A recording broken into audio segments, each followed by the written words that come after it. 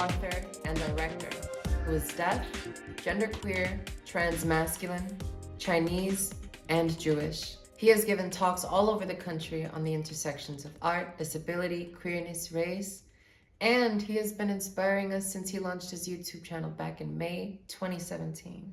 He has participated in numerous gallery shows and artist residencies internationally, worked as a columnist for Condé Nast's first queer publication, Them, launched a radically inclusive clothing line in collaboration with Opening Ceremony, signed as the first deaf and trans-masculine model with IMG Models, and was cast as a superhero within Warner Brothers' DC Universe Titans. Through Cella's work as a deaf genderqueer artist, author, and activist, he is a leading example of these values and creating solutions for social injustice around the world. Cella, I am so honored to award you with the Renaissance Awards Digital Creator Award. It is really affirming and uplifting, inspiring, so grounding, faith rejuvenating, and to see someone like you use what you have to further our future collectively. Eco Age will be foregoing the usual statuette and are thrilled to award you, Cella, with a one-of-a-kind NFT designed with and donated by strategic partner Method. This NFT award is the first in history and is a huge leap forward in technology.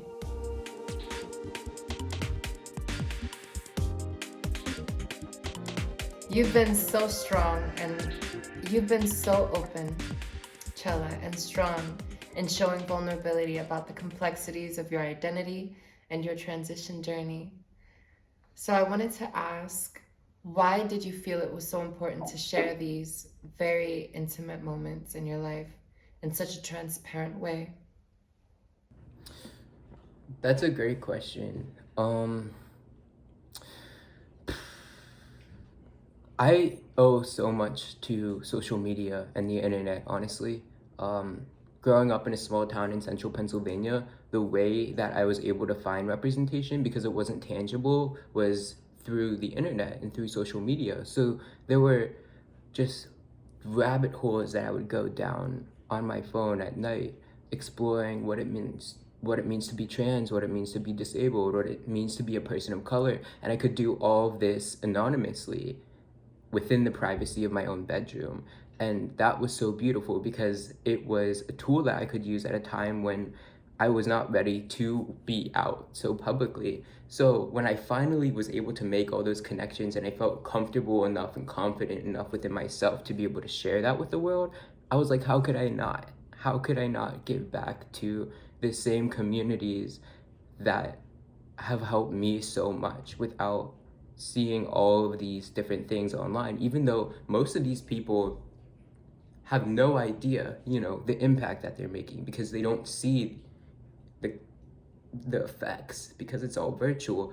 I wanted to be able to have faith in the idea that it would be representation for someone, but then again, it was also representation for myself because, as you know, my identities are quite niche. So I wanted to see that, I wanted to see that represented. I wanted people who have the same identities as me to feel like they have a home, not in just many different communities, but in one place. It's possible. And to this day, actually, I've had the huge privilege and honor of meeting one person who has all the same identities as me, and they're 11 years old.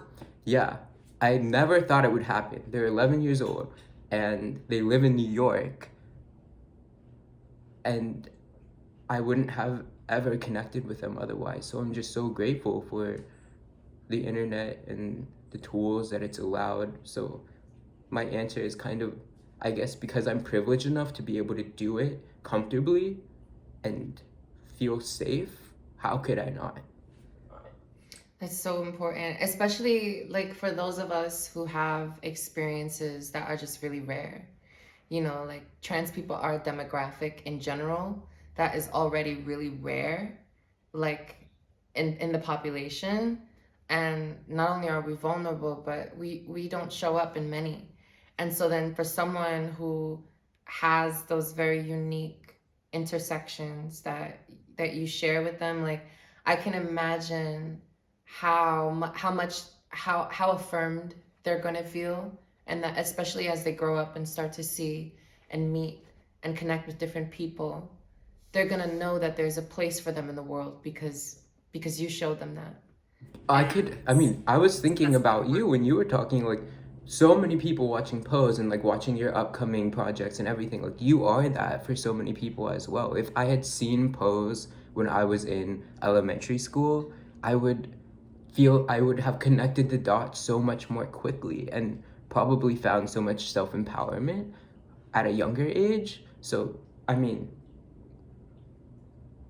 yeah, I appreciate you so much, and I'm so grateful for you. Just we're all out here doing it, and I'm just so excited.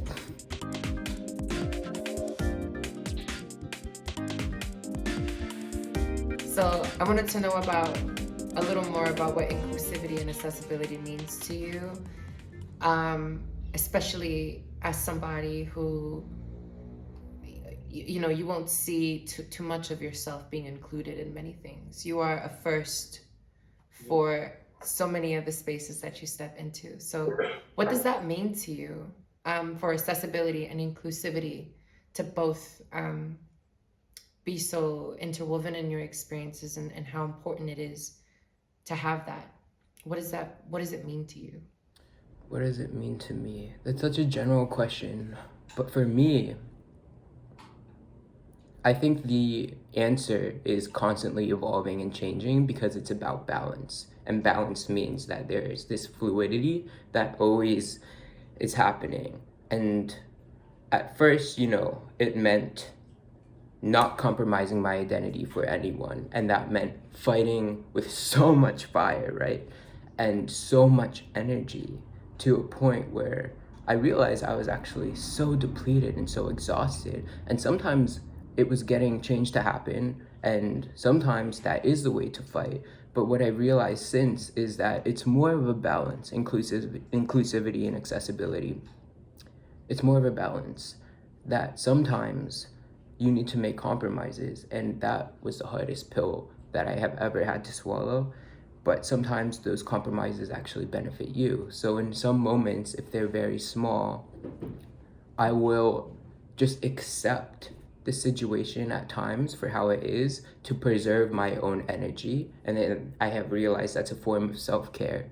So to me, inclusivity and accessibility is about not compromising your identity, but it's also about the balance between that and caring for yourself and understanding how much energy you have and at what times and when is the right time to use that energy and to educate, because it's not always on you to educate. Sometimes you can take a break and you can breathe and you can just be. And that's what I've been learning recently about inclusivity and accessibility. But inevitably, it's always to striving towards that beautiful utopia of a place where we are all accepted, we are all seen for all of the different layers we have, we are all accommodated, but understanding that that takes time, you know, and it depends on who's ready to hear it and so many other variables. But that's one aspect. I feel like I could talk about that for a long time.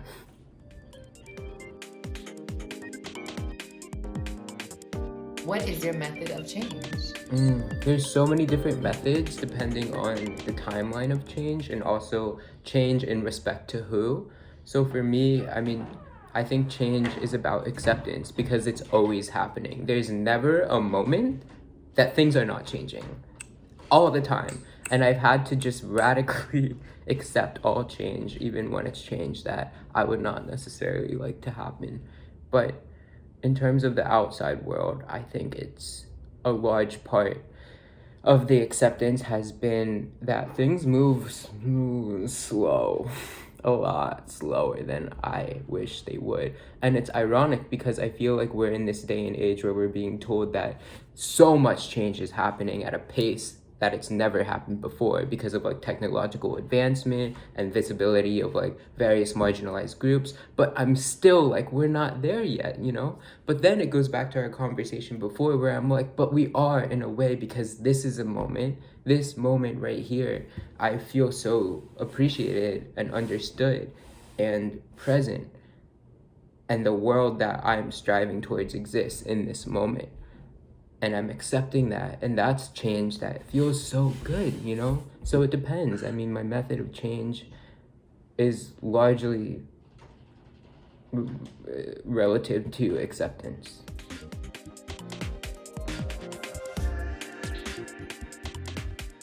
Chella, I am so honored to award you with the Renaissance Awards Digital Creator Award. Congratulations.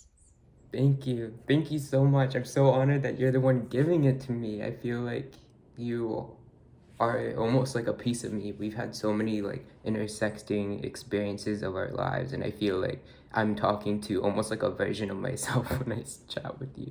So I'm just so grateful.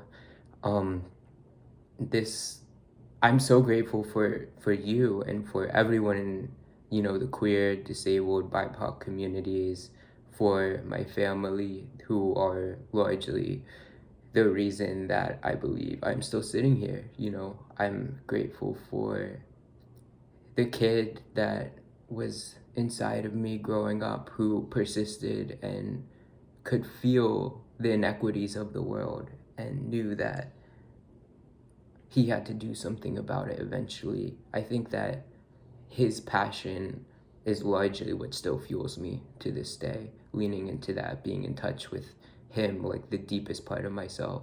And I'm so grateful, of course, for Eco Age for recognizing me and also just deeming me worthy of such an award, and for allowing India and I to come together and have this cathartic chat. I will reflect on this moment. I will appreciate this moment. And I'm so happy it was recorded, and I'm glad that it will be available and accessible to anyone who wants to watch, but also understanding that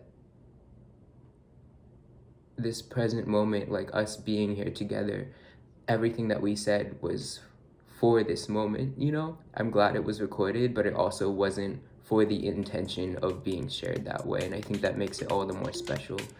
But thank you for this award. Thank you, India. Thank you, Eco Age.